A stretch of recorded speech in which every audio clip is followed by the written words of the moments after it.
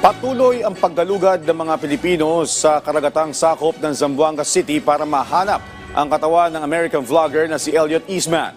Nauna nang kinumpirma ng Police Regional Office 9 na patay na ang American vlogger base sa pahayag ng isang witness at bukod pa sa salaysay ng isa sa mga nahuling sospek. Binawian umano ng buhay si Eastman noong gabi na dinukot ito dahil sa tama ng baril. Sinabi pa umano ng nahuling sospek na itinapon na lamang daw si Eastman sa dagat habang bumabiyahe sa bahagi ng Zamboanga City patungo sa direksyon ng Basilan.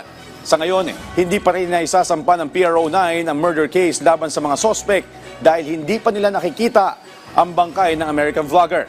Naiparating na sa US Embassy ang nangyari kay Eastman. Sometime in November, nahuli po natin ang isa sa mga sangkot po sa pag-abduct kay Elliot Eastman. At siya na po mismo ang nagsabi na nagpatotoo po doon sa sinabi nung unang witness na nakuha natin. Na-confirm niya nga po na nabaril si Elliot. Tapos nung nasa laot na po sila, itinapon na pansin po nila na namatay na si Eastman, kaya itinapon po nila yung katawan niya doon sa dagat.